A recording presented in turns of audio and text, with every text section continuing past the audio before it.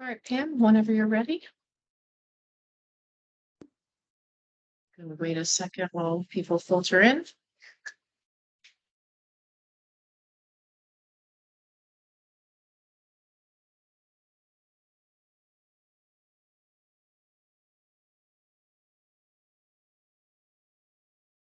Let me know, Andy, when it looks like we have a good number to get started.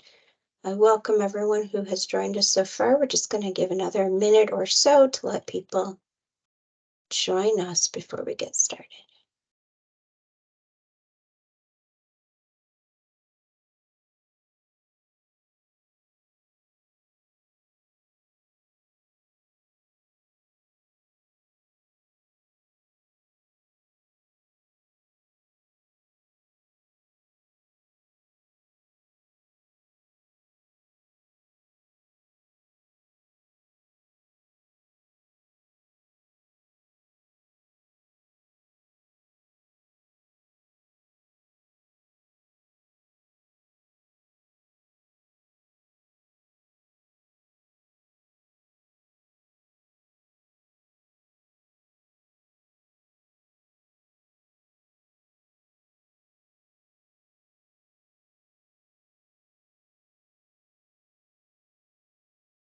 Nice.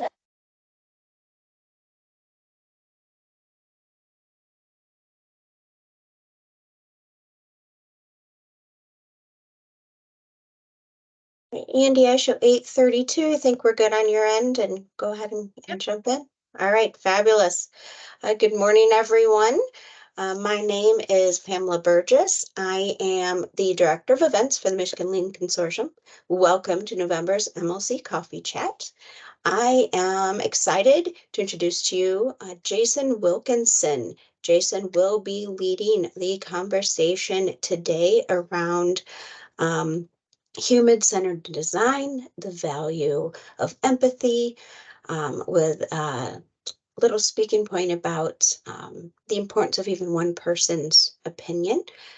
Jason is the office. Wow, I'm struggling, guys. I need my notes. Jason is the Human-Centered Design Manager. That's what I was trying to spit out for the state of Michigan's Office of Continuous Improvement. He has served the state of Michigan and our nation in a variety of roles, including Director of COVID Testing Collection Coordination from DHHS, Strategy and Performance Manager for Michigan's Office of Good Government, and Strategic Communications Manager for Michigan's Veterans Affairs Agency.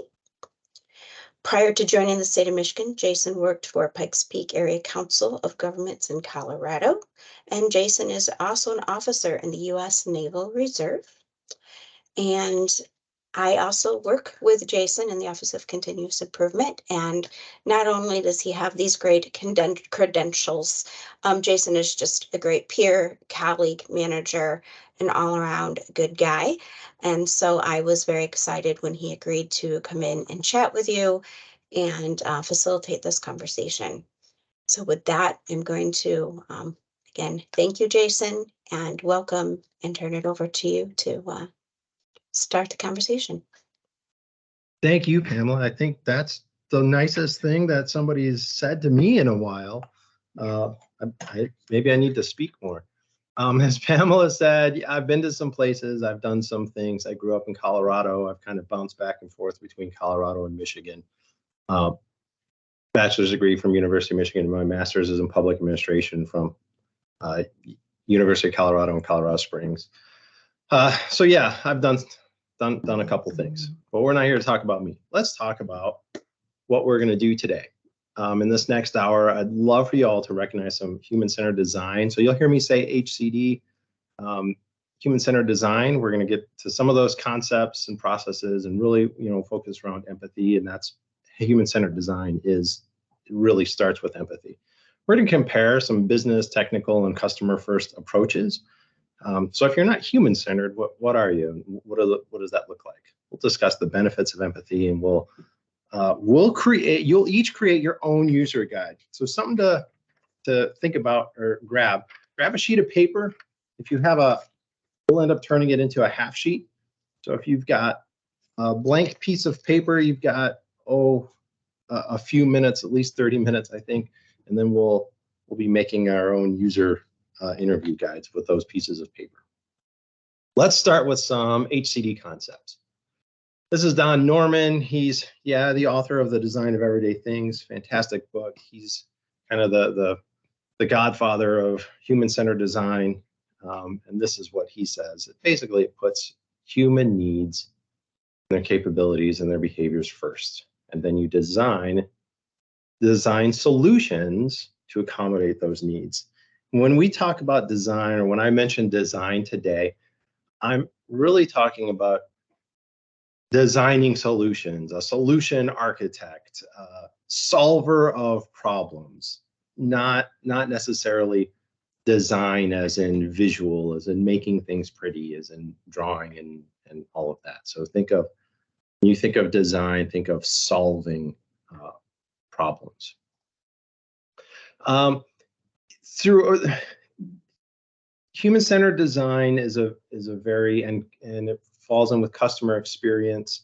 It's really a young discipline, even though the concepts go back several years. So I'll talk about a couple concepts here. Within your own organization, you may have more or less of these concepts. I'll mention customer experience, and that's the overall perception that a customer has of a brand. You will hear people talk about customer experience plus employee experience, CX plus EX equals brand experience, BX. You don't have to worry about all of those terms and the X's and all of that. You just want to get just a real foundational setting of this. User experience. So you hear us talk about users a lot, and that'll be important. But it's the experience of interacting with a specific product or service. So customer experience may be, what is it like when I go to McDonald's? User experience is, what was my experience ordering through the drive-thru? What was my experience going in and ordering from one of those touch boards, or ordering from the person behind the counter there? And then UI, user interface. How a product looks visually, that's that design, sort of that design, the colors, the fonts, the shapes. What did the menu look like? What did the app look like? That kind of thing. Again, don't worry too much about making the distinction. Just know that this is in general the space that we're talking about today. Users, anyone who interacts with a product, service, or system. So customers can be users. And sometimes we refer to them, or you'll hear the phrase end user, person who ultimately benefits from the product or service. Users also include the staff, the employees, the frontline people, the people who may be providing the interaction. And so that's why you probably won't hear me say customers too much. A lot of times when we say customers, we think external people. But there's those internal users as well who deal with the customers, and what they feel, what they think can matter just as much. All right, so that gives us to our biggie, empathy. And you'll hear this, put yourself in someone else's shoes. It allows designers, researchers, and stakeholders to understand the needs, desires, behaviors of users. And by putting yourself in the shoes of your user, you can develop a deeper understanding of the challenges and opportunities they face. The caveat here, and I was just at a customer experience conference where one of the talks was, it's not about putting yourself in someone else's shoes. The caveat is putting yourself in someone else's shoes, as opposed to trying on or seeing it from that person's perspective, right? When you put yourself into someone else's shoes, or you put yourself into someone else's situation, oftentimes you bring your own assumptions and experiences and all of that, right? And there's this great concept called the curse of knowledge, right? You bring the things that you already know, but what you don't bring are the things that you don't know. And we had a fun little exercise with my team earlier this week. I said, let's pretend you had to get out of this building. We were in a 10-story building in downtown Lansing. I said, let's pretend somebody was in this building and they called you up and they needed to get out of the building. They're on the 4th floor and they need to get out of the building. What would you tell them to do? Well, go to the elevators and take the elevators to the lobby and then you can get out. I said, okay, now let's put ourselves in their shoes. And we walked over to the elevators and I said, where's the lobby? There's no indicator, there's nothing marked anywhere that says lobby.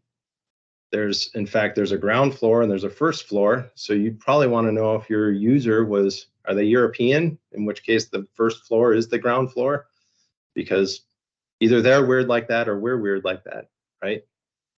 What if it's somebody who likes to take the stairs? Did we even consider the stairs? So we're all lean, right? The best thing I can think of here is this is your Gemba walk.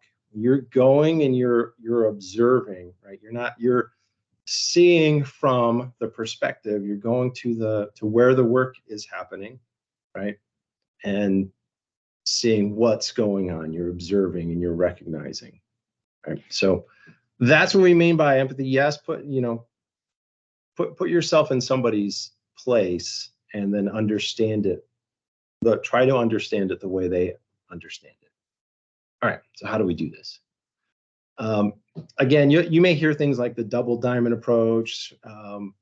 This part isn't super important. The important thing is there's designing the right thing and then designing things right. So when somebody comes to us, and if you watch a Don Norman video, say, if somebody comes to me with a problem, I won't solve it, because they're already way up here in what they think they're already solutioning, right?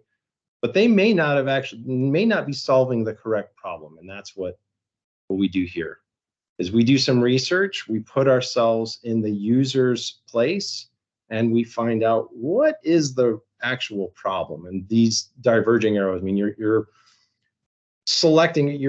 considering a whole range of what are the possible problems. And then you converge, you define, all right, this is what we think the actual problem is. And then you'll do the same thing with solutions. So what's one way of thinking about this? Y'all may have heard of Theodore Levitt, Harvard Business School professor, who said, people don't want to buy a 1/4-inch drill. They want to buy a 1/4-inch hole, or not, they don't want to buy a 1/4-inch hole, but they need a 1/4-inch hole, right? The drill can help them get there, but when you sit down with people and you're like, what is it that you're trying to do? Oh, well, I need some more storage space. Oh, all right. Well, hey, we have these shelves that will stick up. You don't need a drill. You don't have to put holes in the wall. If you decide it's in the wrong place, you can move it to another place later. Yeah, that's what I need. That's a ways away from the drill, right? Then designing things right. What are the users experiencing, and how are we solving for the most important need?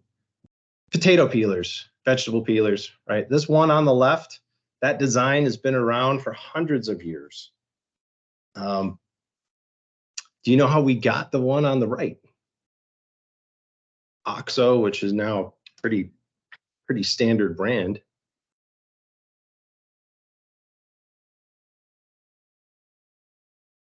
Thoughts?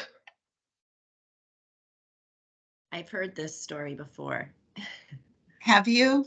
Yeah, go ahead. I had no idea. I just thought I thought it came from Pampered Chef. So, And I'm trying to recall it. I attended the New North Center of Design.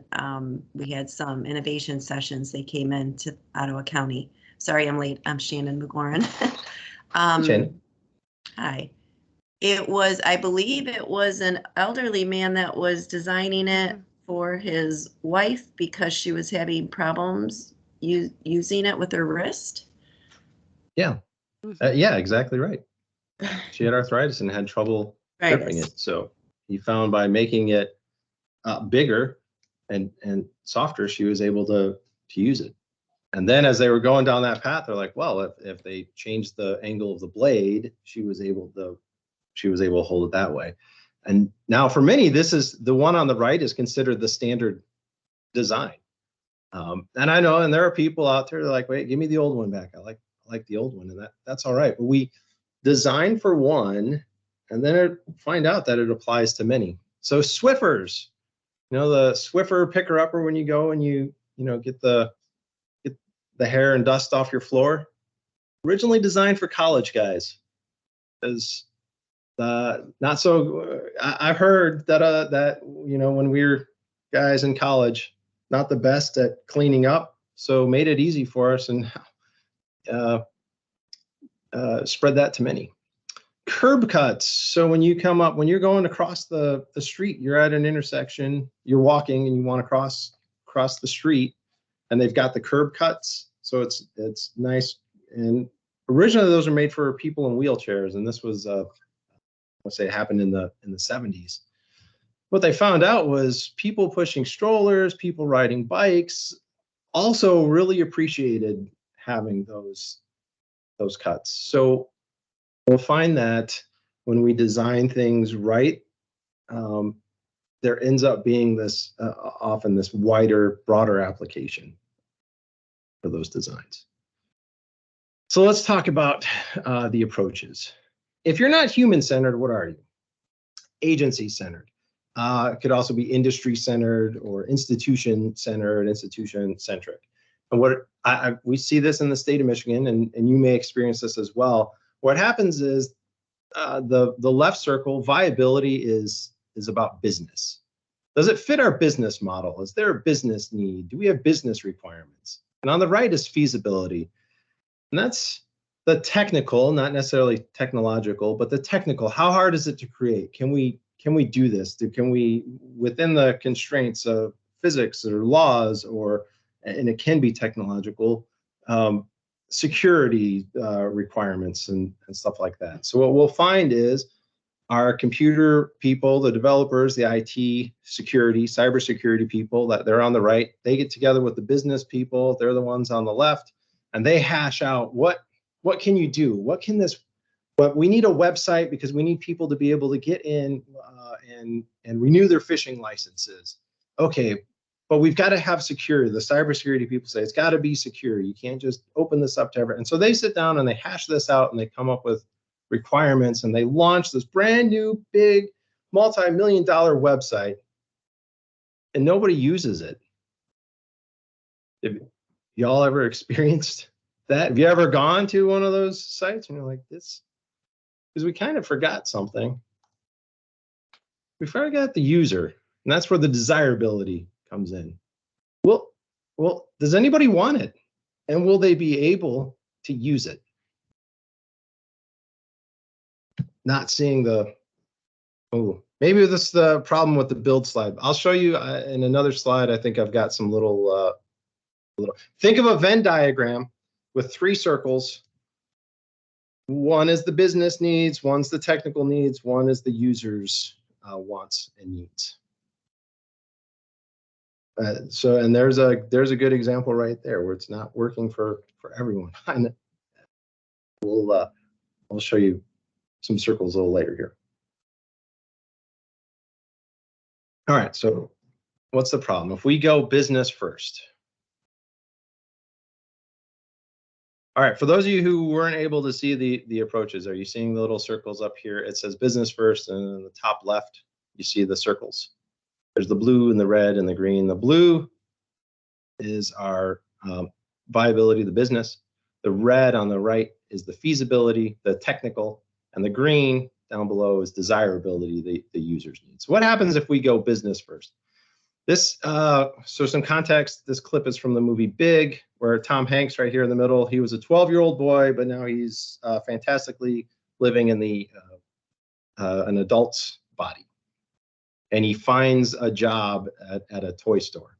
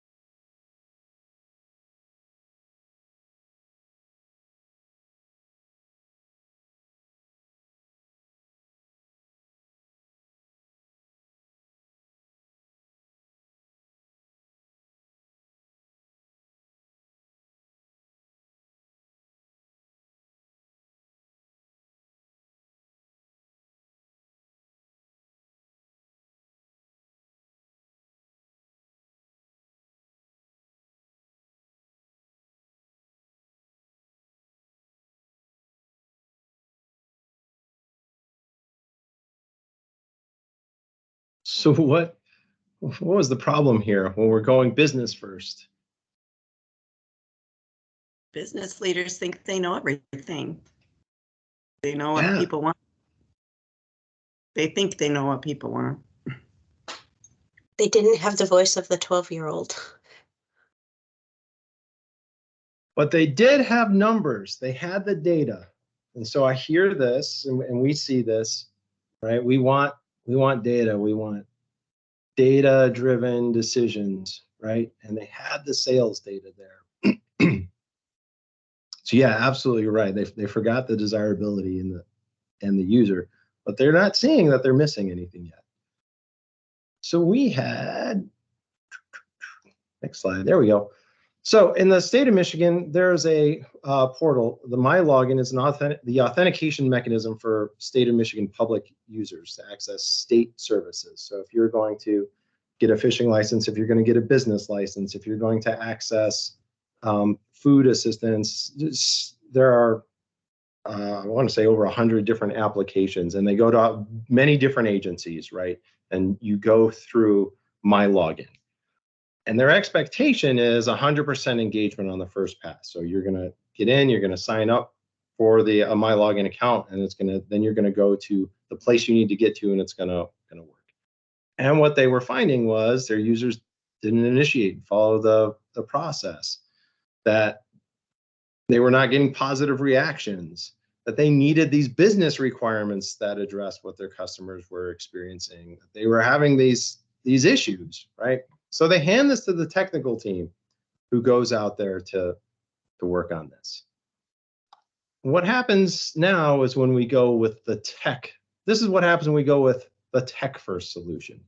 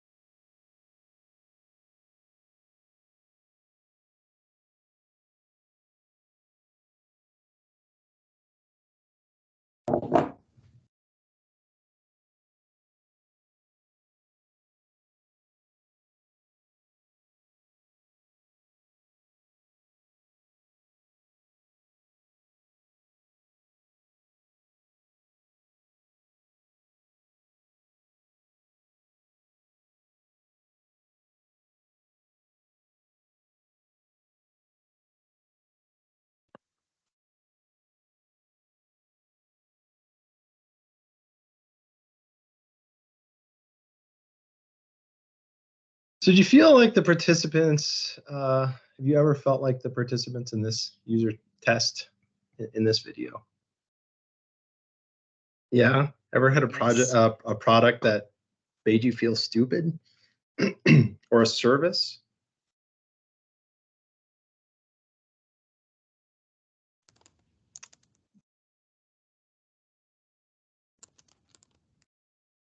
So we got feedback on the My Login group. These are all the critical responses for the My Login. And you'll see things in here like users did not remember that they had an account and it went through the sign-up experience. None of the participants knew what request access. There was a button, request access. They didn't know what that meant. Users were searching for immunization records and they struggled because they searched for COVID or vaccine, not immunization. But who gave the tech people that requirement, immunization? The lab people who run immunizations, right? And you heard in there in the video, well, maybe this was a bad group.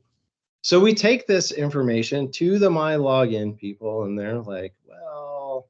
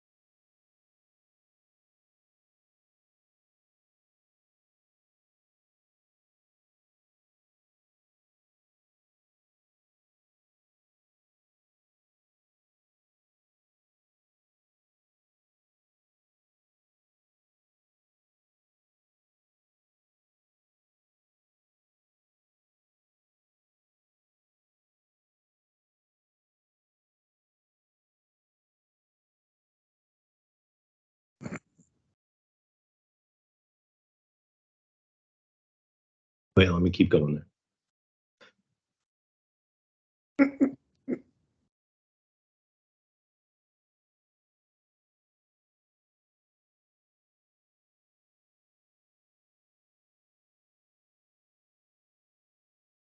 So we took the critical feedback and we gave that to the development team, and that exact line, well, that's just one person's opinion.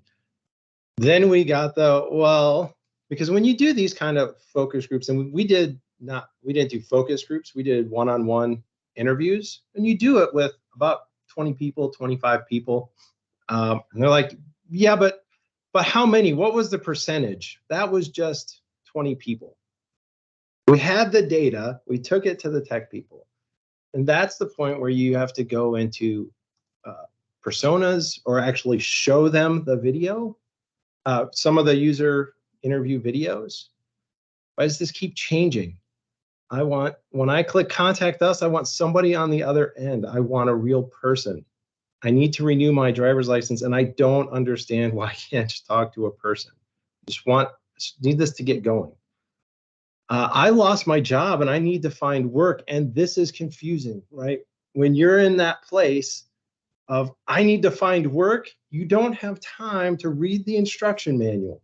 This is scary because there's a lot of information and I don't know what that stands for. And that may be the service that they may needed to get into MyWAM, and they don't know that, right? That's an acronym they're not familiar with. Like the people working in that area know that. Really, at this point, I'd be like, I have to do all this? There were 3 pages of stuff. When we showed the video to the developers and they watched people scroll past the big red button that said submit, as in submit the form. And we showed them people don't get it, and you can't be in the room with all of them to say, click the giant red button that we put there that we're so proud of. This is where our empathy comes in, going to the place, listening to the users, observing the users without telling them, without guiding them. And we heard all of those things. So we heard from our tech team, well, that was just one person's opinion. Well, yeah, but how many really are there? And we're like, do you want us to turn it? You don't need market research. We don't need to get a statistically relevant sample. What the Nielsen Norman groups, the Don Norman and them, there's some math out there, and I can send you the link on that. You really only need 5 people. You need a test group, a usability test group of 5 people to find 80% of the problems in your service line or your product delivery. Now, you'll get more than 5 people. You're going to want different user types. So we have different user types here in these personas. You're going to do it iteratively. So you may get 20 people now, and down the road, you'll get 20 more people, right? But you don't need to start with 400 people to 600 people. This is where we got to. So Dane, who's the product owner, like seeing users interact with the system, you see things from a different perspective. He actually said, and as we got further down the road, he's like, I never would have imagined that. And that's the point, is he wouldn't have ever imagined that because that wasn't the perspective, right, that he had. Now, Dane, and I'll show you some, we'll get into the benefits right now. And some of these slides will come right from Dane. So generally, I can tell you the benefits of putting users first. Yeah, you can improve the user experience, reduce the costs of rework. Wouldn't you rather hear that somebody say, this is stupid and I don't get it, while you're in prototype, as opposed to $10 million and a production run later? Improve adoption and compliance. So especially for our government friends, our state of Michigan, people are like, well, you only have one place to go to get your fishing license. We're a monopoly. You're not going to get it somewhere else. True. But there are other ways that people can be compliant or non-compliant and adopt. Reduce training and errors.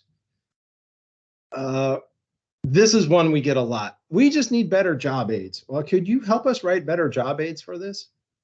No. In fact, I'm probably going to ask you to delete most of your job aids, not all of them, but most of them, because every one of those is a touch point that introduces more friction. And if it's not intuitive, right? So myself, my 16-year-old, my wife, the people in our family, we can pick up a phone, control the sprinklers at our house, open the garage door, close the garage door, turn on the lights, turn off the lights, rent a movie, order food from any number of food places, have it delivered at a certain time, communicate with others. And I guarantee you, none of us read the instruction manual on any of those applications. They're intuitive. It's something we know how to do. So why would you ask your customers to read the instruction, get some training on this? And your customers, your users, right? Now there's some basic, understanding and stuff that may have to happen. And compounding benefits. We have other agencies now that are saying, hey, can we use some of those user personas from my login? Because we're trying to reach some of those same users. And yeah, it's great. It's a great starting point. So those are the overall benefits. But let's hear from what Dane experienced. Here's the My Login. The old way is on the left, and the new looking site is on the right. But it's not just the design. Yes, it is look and feel. Time to register decreased by 47%. Abandonment rate decreased by 51%. ID proofing, and Dane has explained this to me once, and I don't totally understand it, but I do know that there's a giant difference between 28% and 72%. That there's a giant difference in this abandonment rate of 36% that dropped down to 2.1%. Help desk calls decreased, right? From a high, here on a Monday in a year ago, 2,000 help desk calls.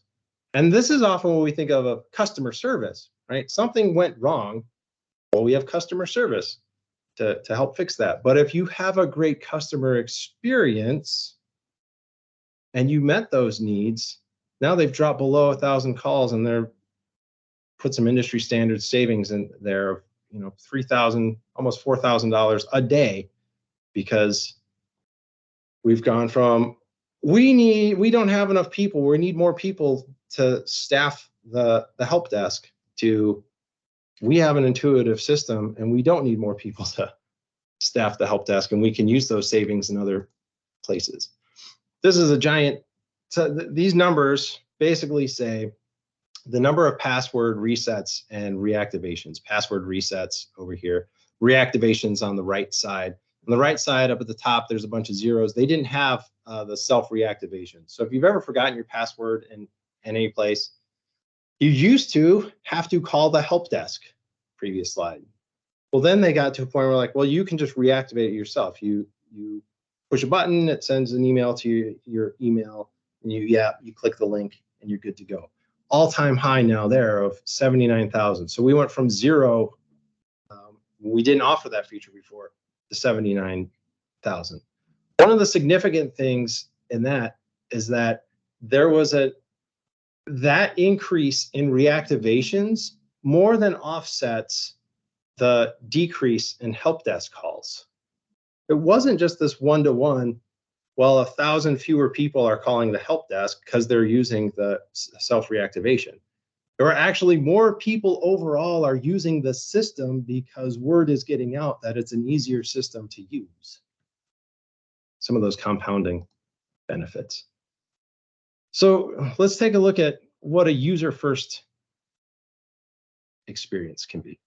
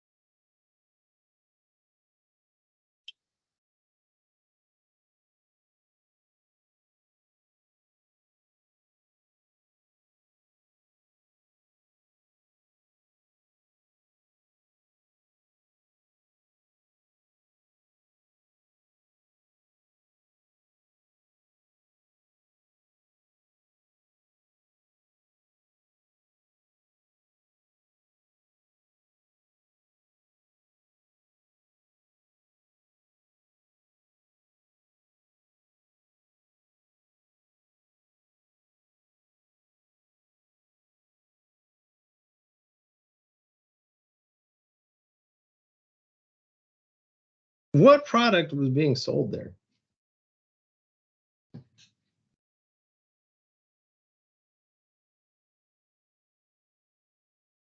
Or service, product, service.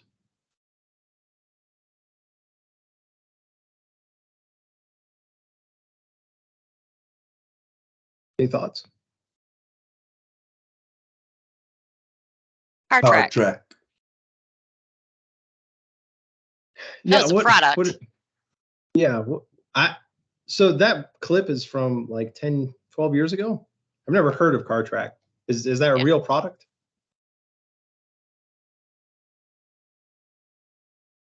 Yes. Probably. I don't know, but I want it if it is. So, and I asked those because I mean I've never heard of that, but I think of the experience that was sold there. Yep. The experience was. Any thoughts?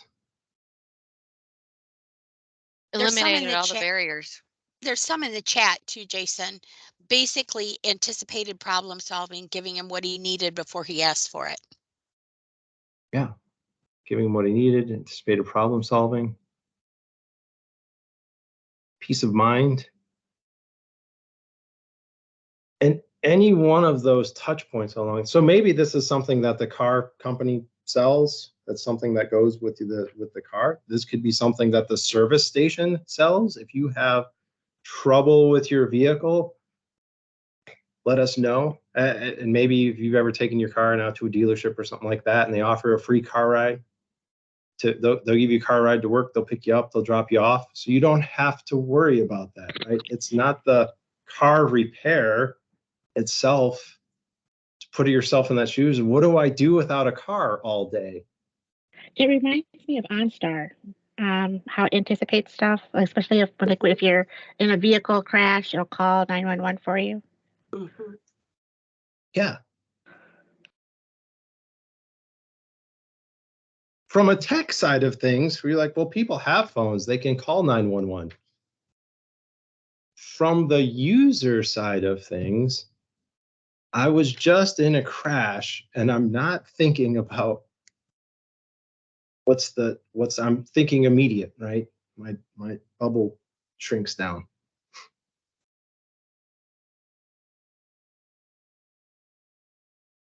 All right, well, let's take some action ourselves here. Time to get your piece of paper. If you have a full sheet of paper, go ahead, fold it in half. And you're gonna fold it, you're gonna make like I've shown here in the diagram. You're gonna have a 1/4 up at the top, roughly.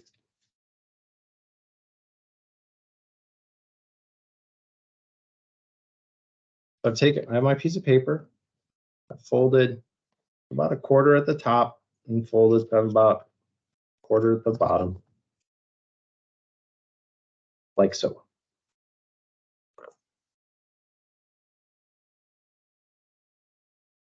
In the very top space, you're going to write 3 things. Let's see if I have it. I am, we are, may I. Do this. I am, we are, may I.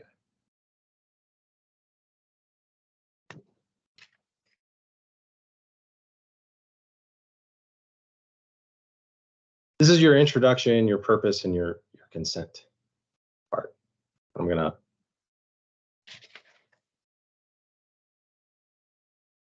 gonna write in the next section here, just like it shows there on the screen, a 1, a 2, and a 3. Leave some space between those. Easing in your storytelling and your explore. And in your bottom spot, you can write this follow up. I would leave a space and then a thank you.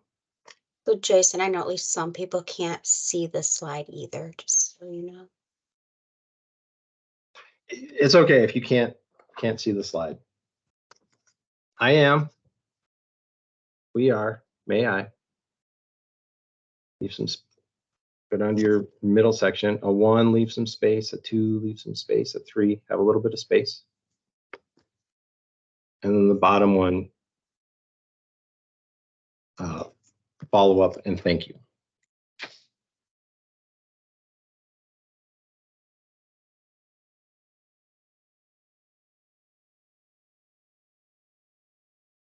Follow up, thank you.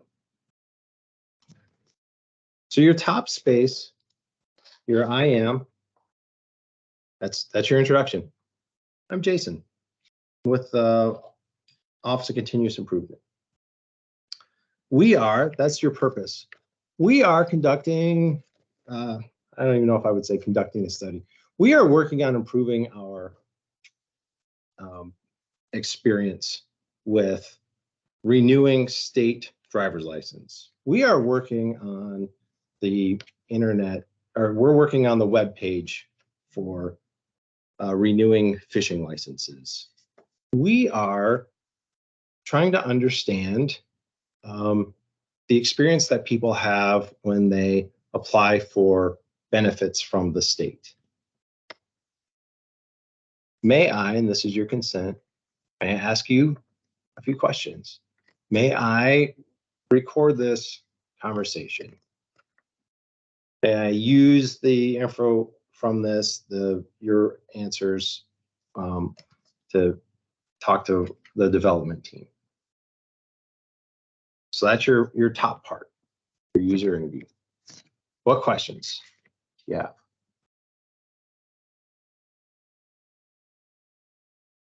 So I don't have a question, but Shannon actually provided a great tip to help those of us that cannot see the slide. If you click on the little arrows at the bottom, it brings that animation in, and then folks can still see. So in your Teams, there's little arrows at the bottom that tell the slide number.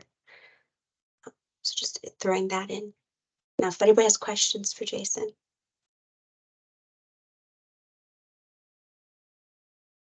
All right, so we've got the top part, introduction, purpose, and consent. Now, next to your number one, right, easing in. And underneath easing in, we're going to ask 3 questions. How are you? Who are you? And how do you?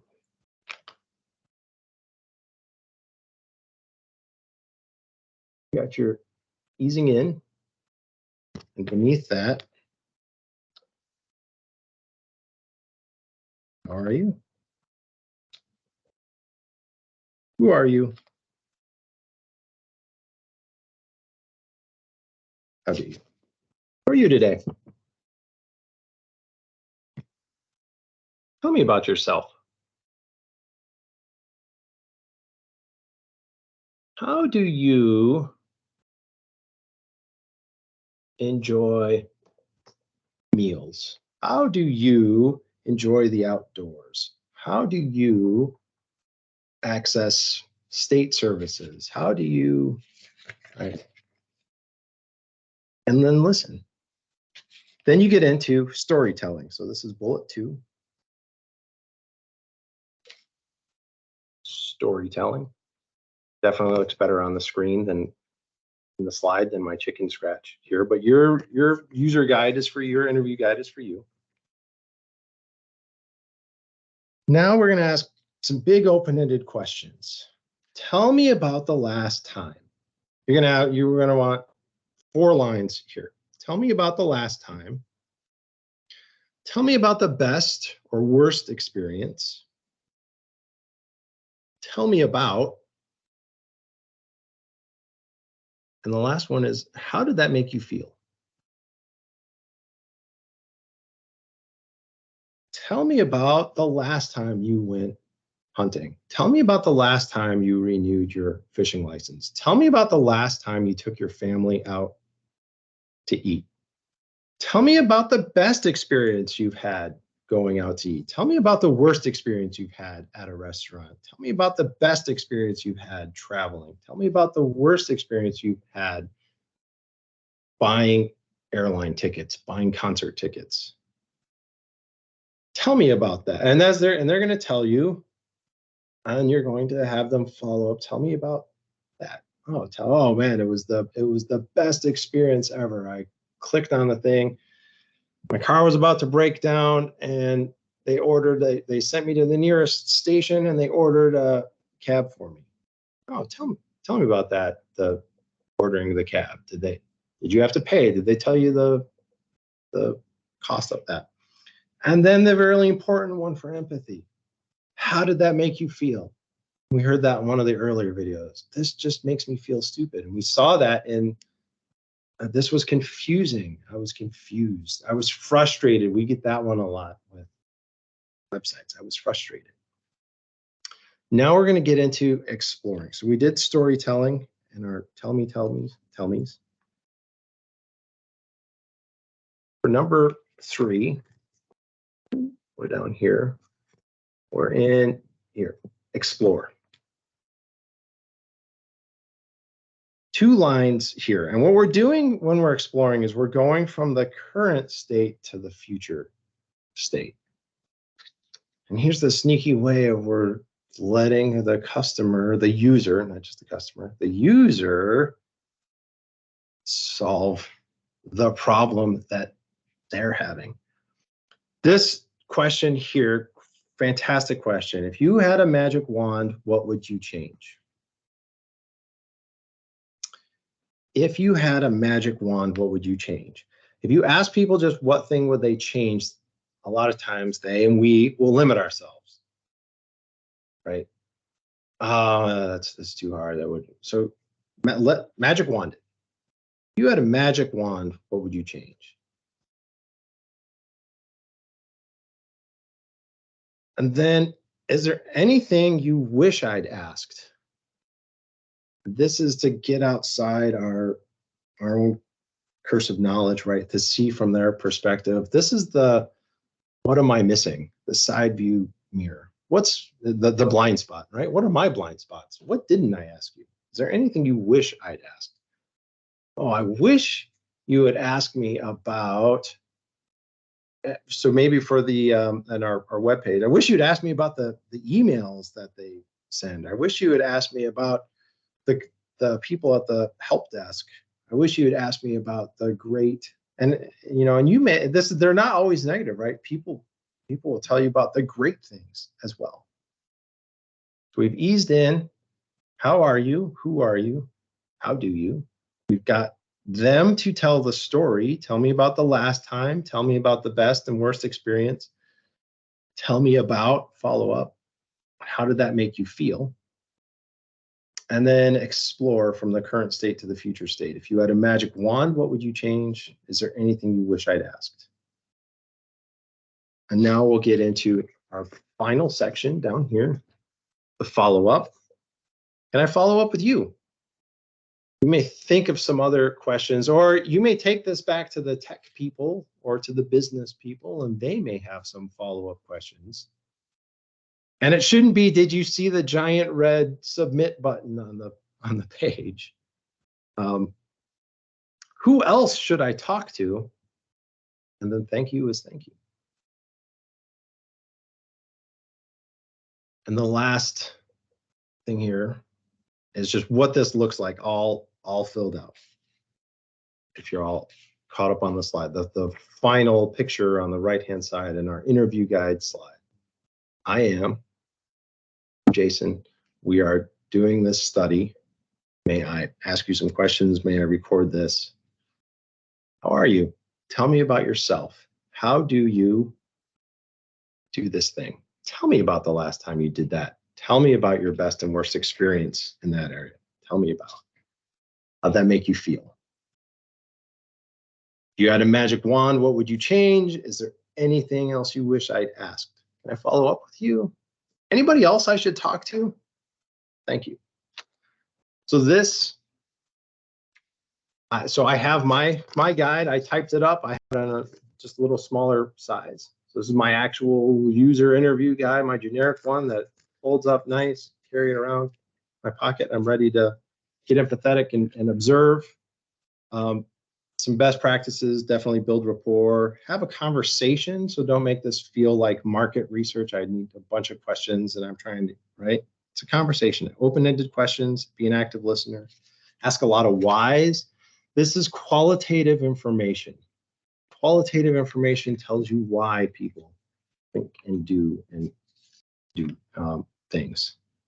Be specific. So not just maybe the last time you traveled, the last time you used an airplane, the last time you rented a hotel.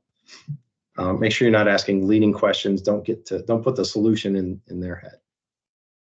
And start current and then move to, that's where we have that explore, you move to the future later.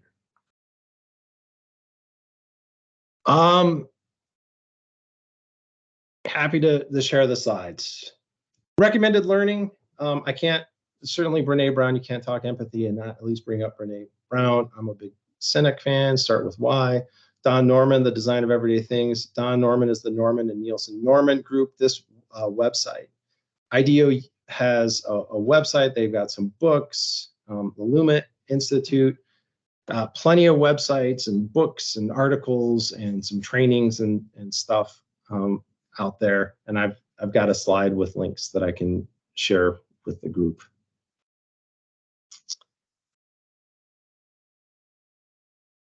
remember that the absence of user research has a technical name.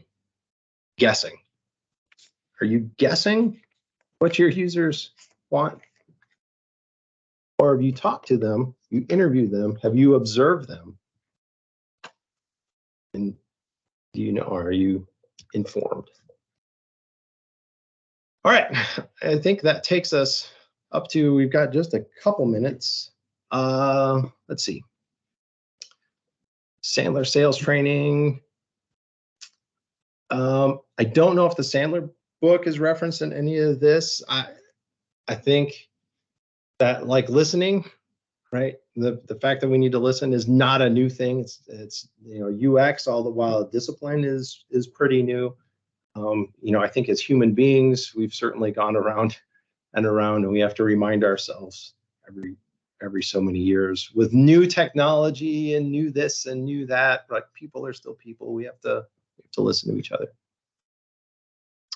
As Pam said, she'll work to share the slide, work with me to share the slides. Other questions, thoughts from the group?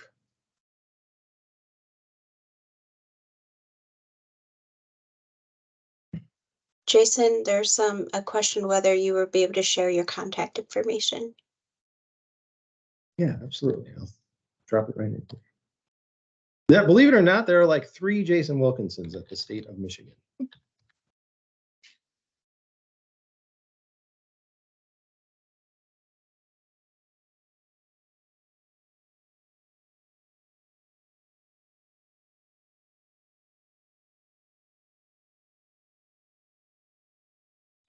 So it looks like we have about 2 minutes. Is there a place in the presentation that someone would like to, Jason, to sort of circle back to, maybe one of the slides you couldn't see or the interview guide? KPIs for progress on website development. E-commerce in particular, for me, leading indicators to show progress in a project. Good question.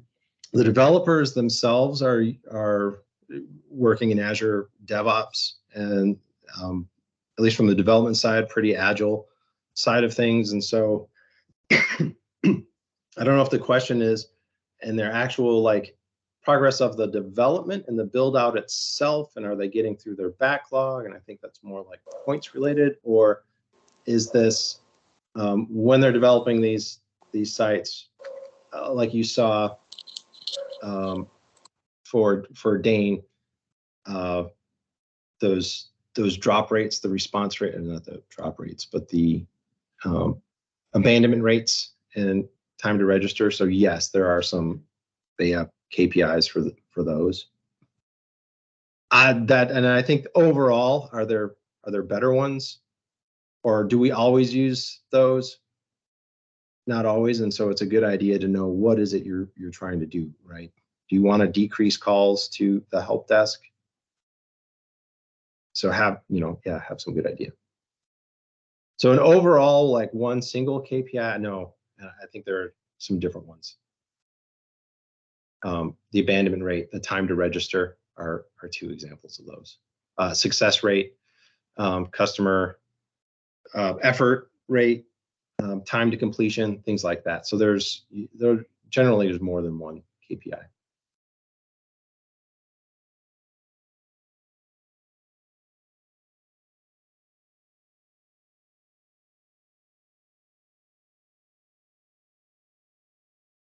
All right, thank you all so much for inviting me. Thank you, Jason. We appreciate you coming and joining us and facilitating the conversation. As we mentioned, we'll work on sharing the information. And thank you for your patience, as some of us were having some technical difficulty with the slide presentations. And thank you so much for those that helped troubleshoot that. Definitely appreciate it. You should all be receiving a survey from the MLC. We really appreciate if you take a couple of minutes and respond to that survey, because we are always looking to continuously improve ourselves, and we appreciate your feedback, and we definitely take that into consideration as we plan events and identify speakers and so on. So again, thank you, Jason, and thank you, everyone, and have a great weekend.